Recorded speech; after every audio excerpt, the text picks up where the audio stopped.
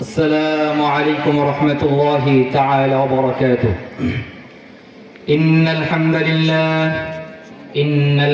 لله نحمده ونستعينه ونستغفره ونؤمن به ونتوكل عليه ونعوذ بالله من شرور أنفسنا ومن سيئات أعمالنا. من يهده الله فلا مضل له ومن يضلله فلا هادي له، ونشهد أن لا إله إلا الله وحده لا شريك له، ونشهد أن سيدنا وحبيبنا وطبيب قلوبنا ومولانا محمدا عبده ورسوله الذي أرسله الله تعالى بالحق بشيرا ونذيرا وداعيا إلى الله بإذنه وسراجا وقمرا منيرا. أما بعد فأعوذ بالله من الشيطان الرجيم. بسم الله الرحمن الرحيم. قل إن صلاتي ونسكي ومحياي ومماتي لله رب العالمين. وقال رسول الله صلى الله عليه وسلم في الحديث الشريف: ألا كلكم راعين وكلكم مسؤول عن رعيته، أو كما قال النبي عليه الصلاة والسلام. راہ میرے مسکن حوالی کعبہ، بنی میرے مدفن دیار مدینہ، بلغ العلا بکماله كشف الدجى بجماله، حسنت جميع خصاله، صلوا عليه وآله. الحمد لمن قدر خيرا وخبالا، والشكر لمن صور حسنا وجمالا. فرد صمد عن صفة الخلق بريء، رب أزلي خلق الخلق كمالا. لا شبه ولا مثل ولا حد لمولاه، لا شبه ولا مثل ولا حد لمولاه. الآن كما كان ولم يبق زوالا، الآن كما كان ولم يبق زوالا. بلغ العلا بكماله كشف الدجى بجماله، حسنت جميع خصاله، صلوا عليه وآله. الحمد لله. আল্লাহ পাক রব্বুল আলামিনের দরবারে অসংখ্য কৃতজ্ঞতা, শুকর, সুজুদ যে মহান আল্লাহ তার অত্যন্ত দয়া মায়া করে ভালোবেসে আল্লাহর কোরআনের মজলিস, নবীজির মজলিস, বেহেশতের বাগান, উলামায়ে কেরামদের মজলিসে 18 ফেব্রুয়ারি 2025 মঙ্গলবার কবরস্থান সংলগ্ন মাঠে ইসলাহুন নিসা উম্মে আইমান মহিলা হাফিজিয়া মাদ্রাসা ও যুব সমাজের উদ্যোগে আয়োজিত হিফজ সবক ছাত্রীদের উদ্দেশ্যে বার্ষিক ইসলামী মহাসম্মেলনে উপস্থিত মহতারাম সম্মানিত সভাপতি, প্রধান অতিথি, বিশেষ অতিথিবৃন্দ, মুআজ্জাজ মুকাররম জাতির মাথার মুকুট রাসূলুল্লাহ বিআই হযরত উলামায়ে কেরাম, কলিজার টুকরা যুবক ভাই বন্ধুগণ, পর্দার অন্তরালে থাকা শ্রদ্ধেয় সম্মানিতা মা ও বোনেরা, সকলকে জানাচ্ছি আমার অন্তরস্থল থেকে আন্তরিক শুভেচ্ছা ও অভিনন্দন। মুহতারাম হাজিরিন, আমি আপনাদের সম্মুখে কোরআনে কারিমে এবং বিশ্ব নবী সাইয়্যিদুল মুরসালিন রাহমাতুল লিল আলামিন শাফিউল মুজনিবিন তার অসংখ্য অগণিত জবান মুবারক থেকে হাদিসগুলো থেকে একটি হাদিস পড়েছি। কোরআনে কারিমের আয়াত হাদিসের আলোকে ইখলাসের সাথে ধৈর্যের পরিচয় আমলের নিয়তে কিছু কথা আল্লাহ পাক আমাকে বলা, আপনাদেরকেও ধৈর্যের সাথে শ্রবণ করার তৌফিক দান করে সকলে বলি আমিন। ভাইয়েরা আমার, আমি আপনাদের সম্মুখে যে আয়াতে কারিমা তেলাওয়াত করেছি, আল্লাহ রাব্বুল আলামিন এই আয়াতের মাঝে বিশ্ব নবী মুহাম্মদুর রাসূলুল্লাহ সাল্লাল্লাহু আলাইহি ওয়াসাল্লামকে বললেন, হে নবী, কুল ইন্না সালাতি ওয়া নুসুকি, আপনি বিশ্ববাসীকে জানায়া দেন, ইন্না সালাতি, আমার নামাজ, ওয়া নুসুকি, আমার কুরবানি, ওয়া মাহইয়ায়া, আমার জীবন, ওয়া মামাতি, আমার মরণ, লিল্লাহি রাব্বিল আলামিন, বিশ্ব জগতের প্রতিপালক স্রষ্টা একমাত্র আল্লাহ রাব্বুল আলামিনের জন্য।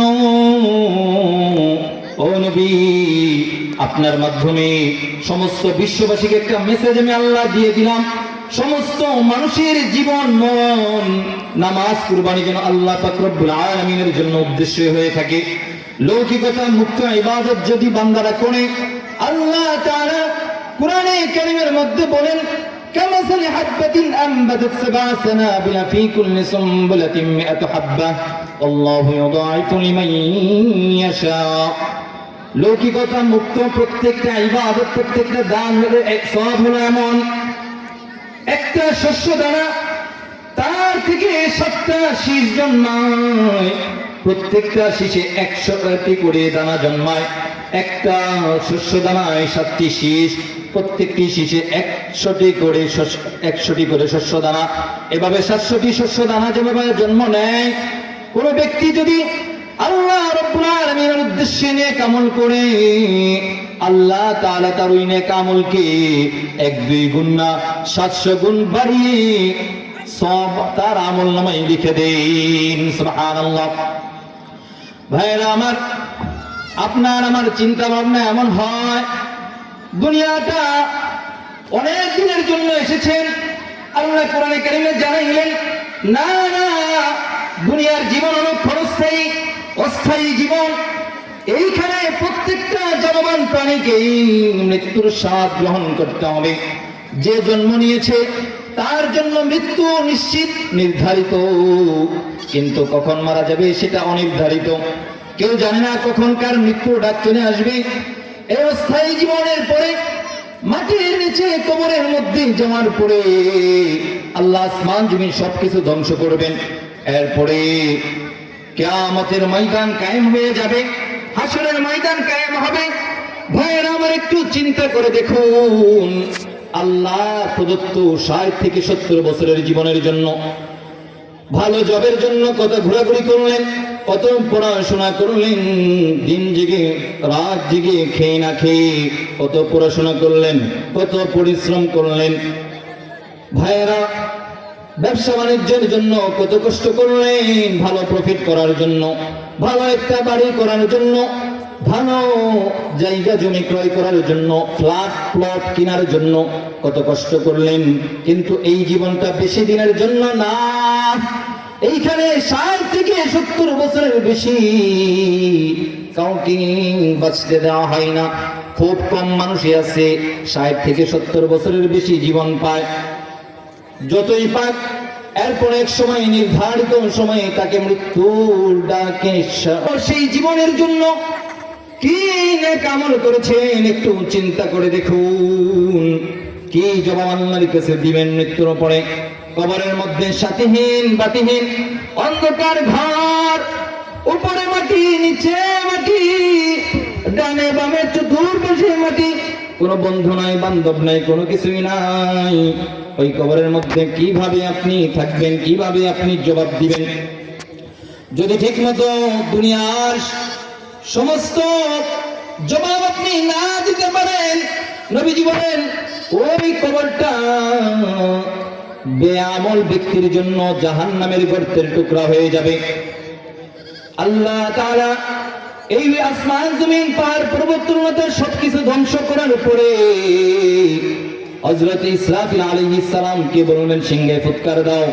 যখন তিনি সিংহায় ফুৎকার দিবেন তখন সবকিছু ধ্বংস হয়ে যাবে। দ্বিতীয় ফুৎকার দেওয়ার সাথে সাথে পিপিলিকা গর্ত থেকে যেভাবে বের হয়, পৃথিবীর শুরু থেকে নিয়ে কিয়ামত পর্যন্ত যতগুলো মানুষ মারা যাবে তারা সকলেই কবর থেকে পিপিলিকার মতো গর্ত থেকে উঠতে থাকবে। আল্লাহ তাআলা সেটাও কোরআনে বলেছেন, ইয়াউমা ইউনফাখু ফিস-সূরি ফাতাতুনা আফওয়াজা।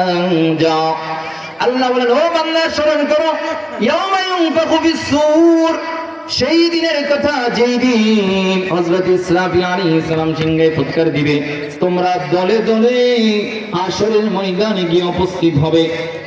আল্লাহ তাআলা ওই হাশরের ময়দানটাকে এমন অবস্থা সৃষ্টি করবেন, 9,30,00,000 মাইল দূরে থাকা সূর্যটাকে মাথার 1 বিগত পরিমাণ উপরে এনে রেখে দিবেন। সূর্যের তাপে জমিনটা তামা হয়ে যাবে, মানুষের মগজগুলো গলে গলে, শরীরের মাংসগুলো গলে গলে পড়তে থাকবে, হাড্ডিগুলো জ্বলে পুড়ে ছারখার হয়ে যাবে, মানুষগুলো হাই হুতাশ করতে থাকবে, ইয়া নাফসি ইয়া নাফসি বলতে থাকবে, কান্না করতে থাকবে, দৌড়াদৌড়ি করতে থাকবে। আল্লাহ তাআলা কিয়ামতের ময়দানে কি অবস্থা সৃষ্টি হবে কোরআনে কারীমে সূরা নাজিআতে বলেন, ইয়াউমা ইয়াফিরুল মারউ মিন আখিহি ওয়া উম্মিহি ওয়া আবিহি, মানুষগুলো তার ভাই থেকে, বোন থেকে, তার মা থেকে, বাবা থেকে, ওয়াসাহিবাতিহি ওয়া বানি, তার স্ত্রী থেকে, তার সন্তান থেকে পালিয়ে যাবে। কেউ কাউকে চিনা পরিচয় দিবে না, কারণ সন্তান যদি বলে, বাবা তোমাকে কত ভরণ পোষণ করলাম, কত কষ্ট করলাম, আজকে এইখানে আমার দুরবস্থা, আমাকে কিছু নেক আমল দিয়ে দাও, এই ভয়ে বাবা সন্তানকে পরিচয় দিবে না, সন্তান ও বাবাকে পরিচয় দিবে না, মা সন্তানের পরিচয় দিবে না, সন্তান মার পরিচয় দিবে না, স্বামী স্ত্রীর, স্ত্রী স্বামীর, কেউ কারো পরিচয় দিবে না। আল্লাহ তাআলা হাদিসের মাঝে নবীকে বললেন, ও নবী আপনি জানায়া দেন, ওই কঠিন মুহূর্তে আমি আল্লাহ রাব্বুল আলামিন আরশে আজিমের নিচে 7 শ্রেণীর ব্যক্তিকে ছায়া দান করব। ওই দিন আমি আল্লাহর ছায়া ছাড়া আর কোনো ছায়া থাকবে না। ইমাম বুখারী রাহমাতুল্লাহি আলাইহি বুখারী শরীফের মাঝে হাদিসটি বর্ণনা করেন, সাবাতুন ইউযিল্লুহুম ফি যিল্লিহি ইয়াওমা লা যিল্লা ইল্লা যিল্লুহ। সাবাতুন, 7 জন ব্যক্তি হাশরের ময়দানে 7 শ্রেণীর লোককে আল্লাহ তাআলা ফি যিল্লিহি, তার আরশে আজিমের নিচে ছায়া দিবেন, ইয়াওমা লা যিল্লা ইল্লা যিল্লুহ, আল্লাহর ছায়া ছাড়া আর কোনো ছায়া থাকবে না। 7 শ্রেণীর মধ্যে প্রথম শ্রেণীর ব্যক্তিরা হলো আল ইমামুল আদিল, ন্যায়পরায়ণ বিচারক বাদশা, যারা ইনসাফের সাথে সমাজ পরিচালনা করে, ইনসাফের সাথে রাষ্ট্র পরিচালনা করে, কোনো কারো প্রতি পক্ষপাতিত্ব করে না, জালিমের পক্ষে পাতিত্ব করে না, মাজলুমের পক্ষপাতিত্ব করে, মাজলুমের পক্ষে সঠিক বিচার করে। আল্লাহ রাব্বুল আলামিন বলেন, ও বান্দা তোমাকে দুনিয়াতে ক্ষমতা দিয়েছি, কিন্তু ক্ষমতা চিরস্থায়ী না অস্থায়ী। এই ক্ষমতা পেয়ে যদি ইনসাফের সাথে বিচার করো, তাহলে কাল কিয়ামতের ময়দানে আমি আল্লাহর আরশে আজিমে তোমাকে ছায়া দিব। সুবহানাল্লাহ। 2 নম্বর শ্রেণীর ব্যক্তিরা হলো ওয়াশাবুন নাশা ফি ইবাদাতি রাব্বি, ওই যুবক ভাই, ওই যুবক ব্যক্তি যে তার যৌবনকাল ইবাদতের মধ্যে কাটিয়ে থাকে। যুবক ভাইরা হয়তো মনে করে যে আমি এখনো যুবক, আমার তো এখনো বয়স আছে, যখন বার্ধক্য আসবে বৃদ্ধ বয়সে ইবাদত করব। না ভাই, এটা তোমার ভুল ধারণা। বাংলাদেশে সবচেয়ে বেশি বাইক কার হলো যুবক ভাইরা, যুবক ভাইদের মৃত্যুর হার সবচেয়ে বেশি। বাইক অ্যাক্সিডেন্টে বেশিরভাগই যুবকরা মারা যাচ্ছে, লঞ্চ ডুবে, বাস অ্যাক্সিডেন্টে শত শত হাজার হাজার যুবক ভাই মারা যাচ্ছে। কিছুদিন আগেও দেখলাম ঢাকা টঙ্গী এক্সপ্রেস হাইওয়েতে একজন যুবক বাইকার বাসের নিচে পড়ে স্পট ডেড হয়ে গেছে। ভাইয়েরা আমার, এই জন্য মৃত্যু অনেক দূরে, বার্ধক্য আসলে বৃদ্ধ হলে ইবাদত করবেন, এই কথা কখনোই চিন্তা মাথায় আনবেন না। যে অবস্থায় আছেন এখন থেকে আপনি ইবাদতের মধ্যে মনোযোগী হয়ে যান। ইবাদতের মধ্যে যদি মনোযোগী হন, আল্লাহ ঘোষণা দিয়েছেন ওয়াশাবুন নাশা ফি ইবাদাতি রাব্বি, ও নবী আপনার জবানে জানাবেন যারা যৌবনকালে আল্লাহর ইবাদতের মাধ্যমে যৌবনকালকে অতিবাহিত করবে, কাল কিয়ামতের ময়দানে আরশে আজিমের নিচে আমি আল্লাহ ছায়া দান করব। সুবহানাল্লাহ। 3 নাম্বার 3 শ্রেণীর ব্যক্তি হলো ওয়ারাজুলুন কলবুহু মুআল্লাকুন ফিল মাসাজিদ, যে ব্যক্তির অন্তরে মসজিদের প্রতি তার ভালোবাসা থাকে, অর্থাৎ যার অন্তরটা মসজিদের সাথে অন্তর সম্পৃক্ত, যে নামাজ পড়েও সর্বদা মসজিদের দিকে খেয়াল রাখে, কখন জানি আজান হয়ে যায়, আজান হওয়ার সাথে সাথে দুনিয়াবি সমস্ত কাজ বাদ দিয়ে সে মসজিদের পথে মসজিদে রওনা হয়ে যায়। প্রত্যেক দিন 5 ওয়াক্ত নামাজ মসজিদে গিয়ে পড়ে। আল্লাহ তাআলা বলেন, ও নবী আপনি জানায়া দেন এই ব্যক্তিদেরকেও আমি আল্লাহর আরশের নিচে ছায়া দান করব। 4 নাম্বার হলো রাজুলান তাহাব্বা ফিল্লাহি ইজতামা আলাইহি ওয়া তাফাররাকা আলাইহি, দুইজন ব্যক্তি একে অন্যকে ভালোবাসে, কারণ অপর ব্যক্তি কোরআন ভালোবাসে, নবীর হাদিস ভালোবাসে, আল্লাহকে ভালোবাসে, নবীজিকে ভালোবাসে, ইসলামের জন্য একে অন্যকে ভালোবাসে, আবার একে অন্যের সাথে হিংসা করে একে অন্যের থেকে দূরে চলে যায়, কারণ সে ইসলামের পথে নাই, সে কোরআন মানে না, হাদিস মানে না, সে অনুযায়ী নিজের জীবন পরিচালনা করে না, এই জন্য অপর ব্যক্তি থেকে সরে যায়। বলে ভালোবাসাও হয় কোরআনের জন্য, দূরে সরে যাওয়া হয় কোরআনের জন্য। চতুর্থ, এই শ্রেণীর ব্যক্তিদেরকে আল্লাহ আরশের আজিমের নিচে ছায়া দান করবেন। 5ম ব্যক্তি হলো ওয়ারাজুলুন দাআতহু ইমরাতুন যাতা মানসাবিন ওয়া জামালিন ফাকালা ইন্নী আখাফুল্লাহ, এমন ব্যক্তি যাকে কোনো সম্ভ্রান্ত নারী, সুন্দরী, রূপসী, গুণবতী নারী তাকে জিনা করার জন্য উদ্বুদ্ধ করে, কিন্তু ওই যুবক বলে না, আমি জিনা করতে পারবো না, কারণ আল্লাহ কোরআনে কারীমের মধ্যে বলেছেন, ও বান্দা ওয়ালা তাকরাবুজ জিনা, তোমরা জিনার কাছেও যেও না, ব্যভিচারের কাছেও যেও না। এই বলে আর বলে ফাকালা ইন্নী আখাফুল্লাহ, দুনিয়ার কেউ দেখে না, অন্ধকার, নিকষ কালো অন্ধকার, কেউ জানে না, কেউ বুঝে না, কিন্তু একজন জানেন, একজন বুঝেন, তিনি হলো আল্লাহ। এই কথা বলে সে আর জিনার পথে যায় না। এই সমস্ত ভাইদেরকেও আল্লাহ রাব্বুল আলামিন নবীজির জমানে বললেন জানায়া দেন আরশে আজিমের নিচে তাদেরকে ছায়া দান করব।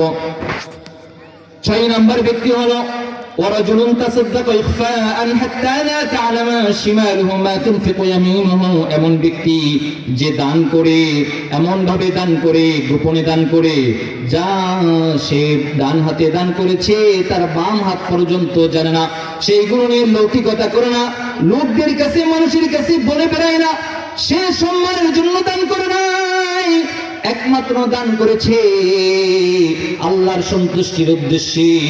আল্লাহ তাআলা বলেন, ও নবী আপনি জানায়া দেন এই শ্রেণীর ব্যক্তিদেরকেও আমি আল্লাহ আরশে আজিমের নিচে ছায়া দান করব। 7ম শ্রেণীর ব্যক্তিরা হলো ওয়ারাজুলুন যাকারাল্লাহ খালিয়ান ফাফাদাত আইনাহু, যেই ব্যক্তি নীরবে নির্জনে আল্লাহর কথা স্মরণ করে আর ভাবতে থাকে আরশে আজিমের মালিক আল্লাহ 50 থেকে 60 বছর জীবন দিয়েছেন, ধন দৌলত দিয়েছেন, জ্ঞান গরিমা দিয়েছেন, কত কিছুই দিয়েছেন, এই সব কিছু এক সময় আমার হাত থেকে চলে যাবে, মৃত্যুবরণ করে কবরবাসী হয়ে যাব, সাথে হীন বাতিহীন ঘরে অন্ধকার করে থাকতে হবে। ওই সময় আল্লাহ আপনি ছাড়া সঙ্গ দেওয়ার কেউ আমার নাই, কবরের আযাব থেকে আপনি ছাড়া কেউ বাঁচাতে পারবে না, আল্লাহ আপনি ছাড়া আমার কেউ নাই। এই কথা বলে বলে নীরবে নির্জনে ব্যক্তি কান্না করে। আল্লাহ বলেন ওই ব্যক্তির কান্না আমি এত ভালোবাসি, আমি হাসরের ময়দানে ওই ব্যক্তিকে আরশে আজিমের নিচে ছায়া দান করব। সুবহানাল্লাহ। ইবাদতের মধ্যে সবচেয়ে বড় ইবাদত হচ্ছে কালিমা, অন্তরে ধারণ করে মুখে স্বীকৃতি প্রদান করা এবং বাস্তবে তার প্রয়োগ করা নামাজের জন্য। ফরিদউদ্দিন রহমাতুল্লাহি আলাইহি বলেন, হে দুনিয়াবাসী শোনো, তোমায় যদি আল্লাহকে পেয়ে যাও আর কোনো কিছুই তুমি পাও নাই, তাহলে তুমি সব কিছু পেয়েছো। কিন্তু দুনিয়ার সব কিছু তুমি পেয়েছো কিন্তু আল্লাহকে পাও নাই, তাহলে যেন তুমি কোনো কিছুই পাও নাই। আল্লাহ বলেন, ও আমার বান্দারা, তোমরা আল্লাহকে বিশ্বাস করো। ওয়া আনতুম আ'লামুন ইন কুনতুম মুমিনিন, যদি তোমরা অন্তরে আল্লাহর ভয় বিশ্বাস রাখো, তাহলে তোমরাই দুনিয়া ও আখিরাতে বিজয়ী হবে।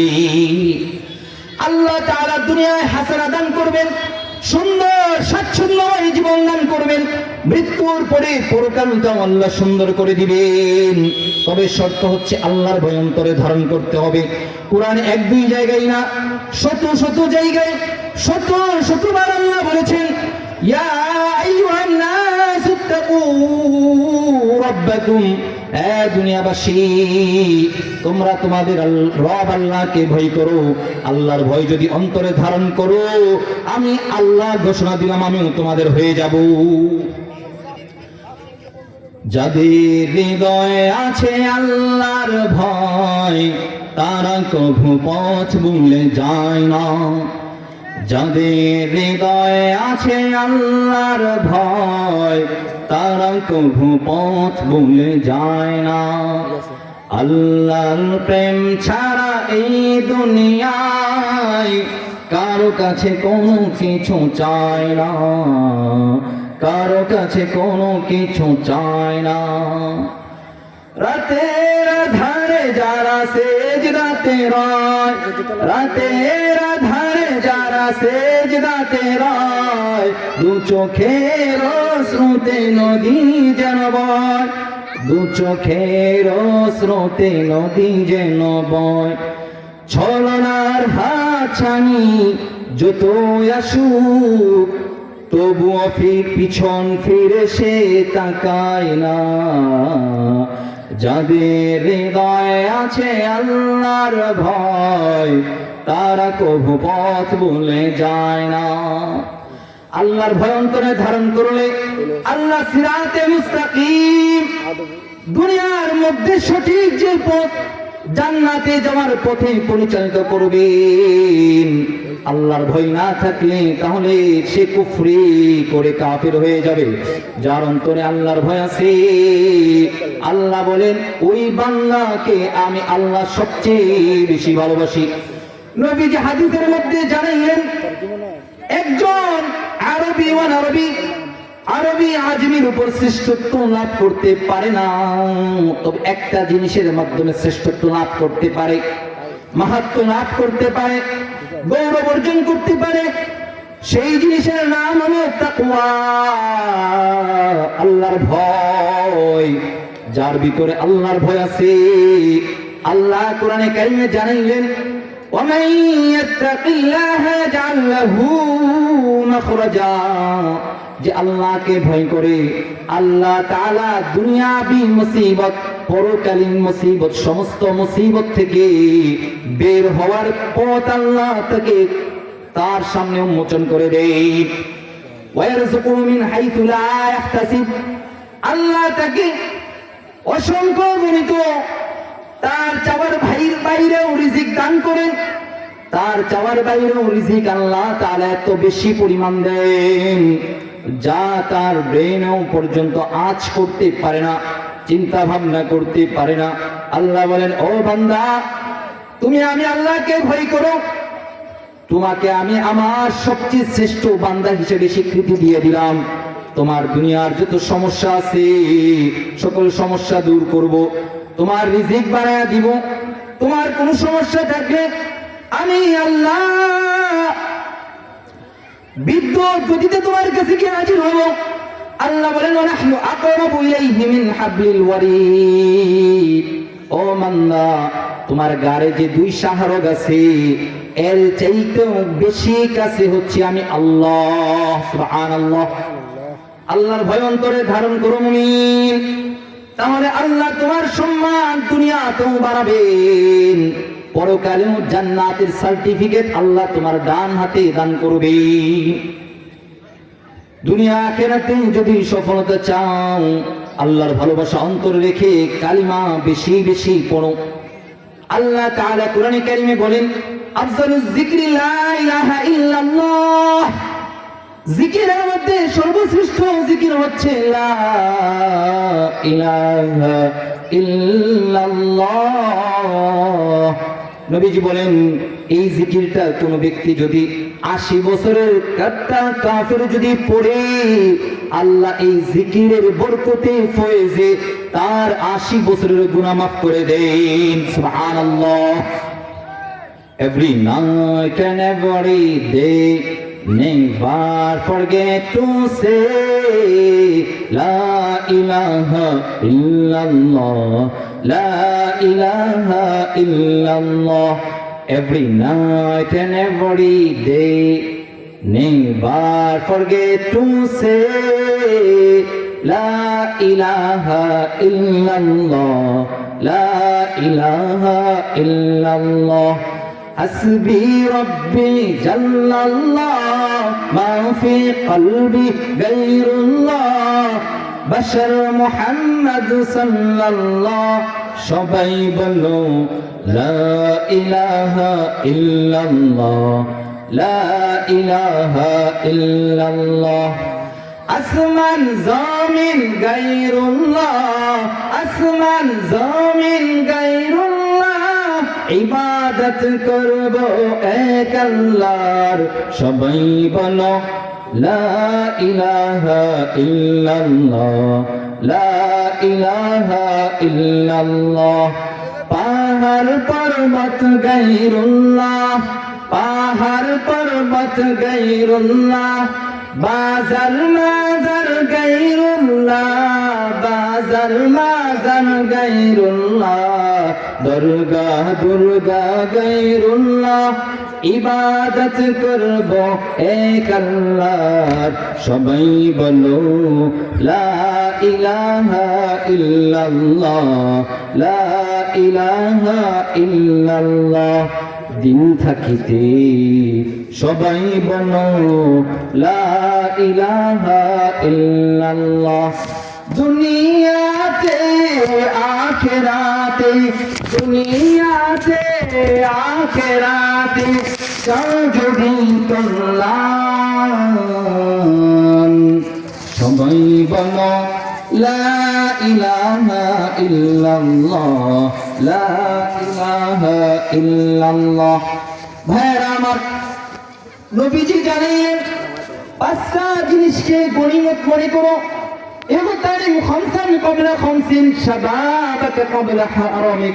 পাঁচটা জিনিস অচিরেই তোমার জীবন থেকে চলে যাবে।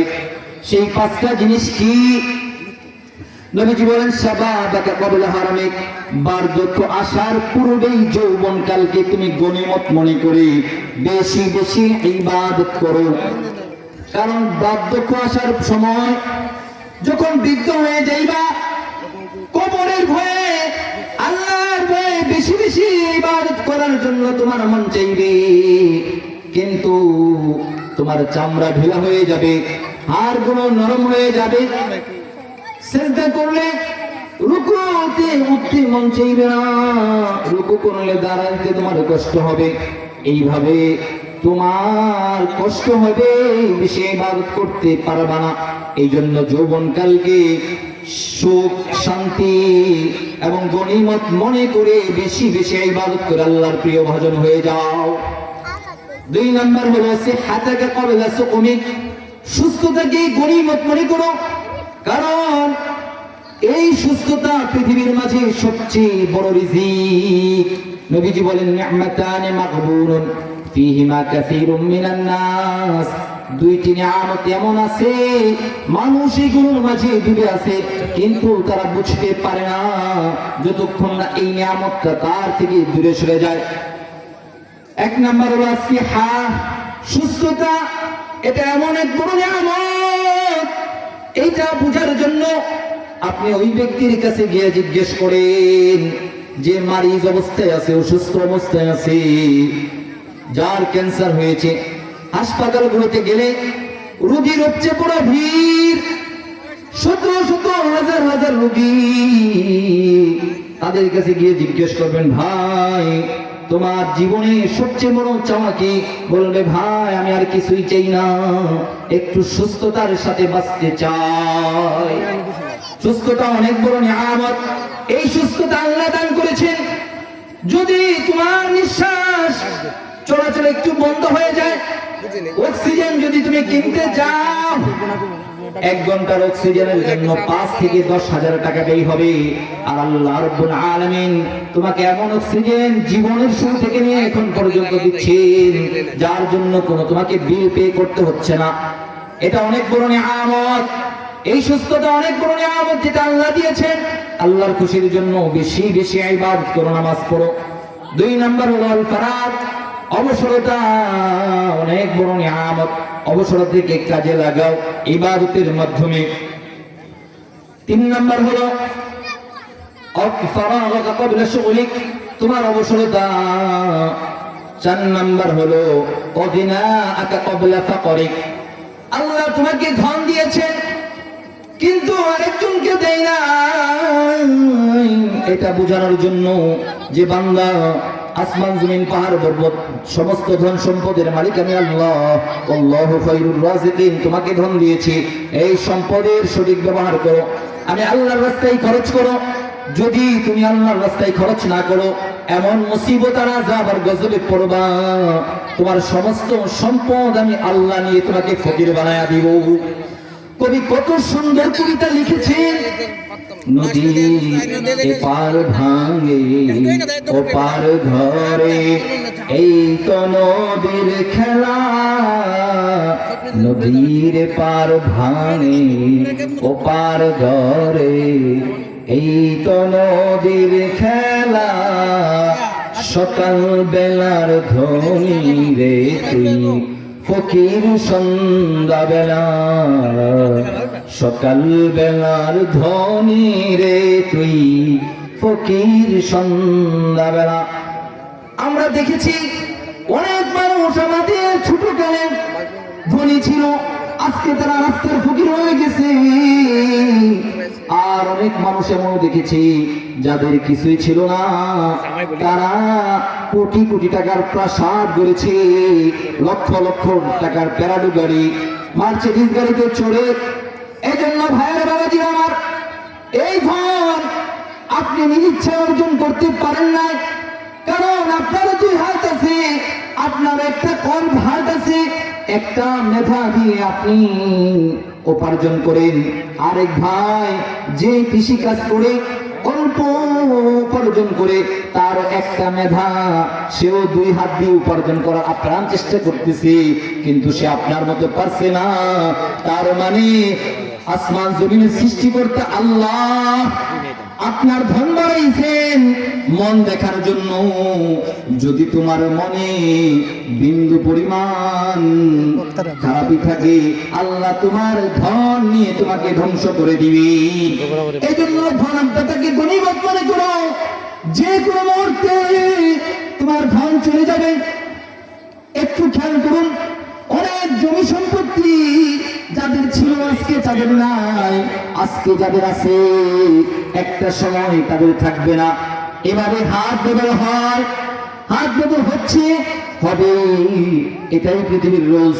তো আপনার যে ধন আছে, সম্পদ আছে, সেইখান থেকে আল্লাহর রাস্তায় খরচ করে এই গনিমত, এই সৌভাগ্যকে কাজে লাগিয়ে আপনার পরকাল সুন্দর করতে হবে।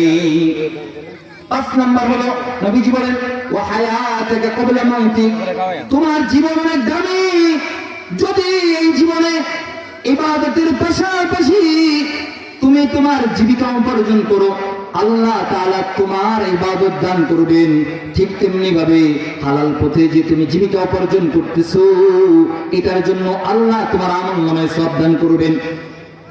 দুনিয়া উপার্জন করে নিতে কোনো মানে নাই। আল্লাহ বলেন আল্লাহ ব্যবসাকে হালাল করেছেন। ভাইয়েরা আমার, ব্যবসা করেন, ব্যবসা আল্লাহ হালাল করেছেন। নবীজি বলেন আত-তাজিরু আস-সাদুকুল আমিন মা'আন নাবিয়্যিন আস-সিদ্দিকিন আশ-শুহাদা'i ওয়াস-সালিহিন। ব্যবসায়ী ভাইরা এমন ভালো মানুষ যারা 1 নম্বর ব্যবসা করে, যারা 2 নম্বর ব্যবসা করে আল্লাহ তাদেরকে আযাব দিবেন, শাস্তি দিবেন। আল্লাহ কোরআনে কারিমে 30 নম্বর পারায় বলেন ওয়াইলুল লিল মুতাফফিফিন, যারা মাপ করে তাদের জন্য ধ্বংস। বলে কোন মাপ? দাড়ি পাল্লায় মাপ করে, তারা তো ব্যবসায়ী। দাড়ি পাল্লা দিয়ে মাপে মেপে যারা বিক্রি করে তাদের জন্য ধ্বংস। বলে কোন ব্যবসায়ীদের ধ্বংস? আল্লাযীনা ইযা কানু আলান নাসি ইস্তাউফুন, যখন তারা প্রোডাক্ট জিনিস আড়ত থেকে কিনে পরিপূর্ণভাবে কিনে নিয়ে আসে, একটু বেশি নিয়ে আসে। ওয়া ইযা কালুহুম আও ওয়াজানুহুম ইখসিরুন, যখন তারা খুচরা বিক্রি করে মানুষদেরকে মাপে 50 থেকে 100 গ্রাম কম দেয়, আল্লাহ বলেন ইখসিরুন খাসিরাত দুনিয়া ওয়াল আখিরাহ, তার দুনিয়া আখিরাত ধ্বংস। এই সমস্ত ব্যবসায়ীদেরকে আল্লাহ কঠিন আযাব দিবেন। আর যে ভাইরা আমার ব্যবসা করে হালাল পথে ভালোভাবে মানুষকে ঠকাই না, প্রতারণা করে না, আল্লাহ বলেন ও নবী আপনি জানায়া দেন পৃথিবীর মধ্যে সর্বশ্রেষ্ঠ মানুষ হচ্ছে 4 শ্রেণীর মানুষ। কয় শ্রেণীর মানুষ? বলেন 4 শ্রেণীর মানুষ। আল্লাহ বলেন ও আমার বান্দা ইহদিনাস সিরাতাল মুস্তাকিম, তোমরা আমার কাছে সঠিক পথে চলার জন্য তোমরা আবেদন করো, অ্যাপ্লিকেশন করো। কোন পথ? সিরাতাল লাযীনা আন'আমতা আলাইহিম, যাদের উপর আল্লাহ নিয়ামত দান করেছেন। কোরআনের উপর লেখা এসেছে আল্লাহ তাআলা নিয়ামত দান করেছেন। সৌভাগ্যশীল ব্যক্তি হলো 4 শ্রেণীর ব্যক্তি। কোরআনের অপর আয়াতে ব্যাখ্যা হয়েছে, আল্লাহ এই আয়াতের ব্যাখ্যাই করে দিয়েছেন উলাইকাল লাযীনা আন'আমাল্লাহু আলাইহিম মিনান নাবিয়্যিন, আল্লাহর সম্পূর্ণ নিয়ামত আল্লাহ ঢেলে দিয়েছেন পৃথিবীর সর্বশ্রেষ্ঠ মানুষ নবীদের উপর। 2 নম্বর শ্রেণী হলো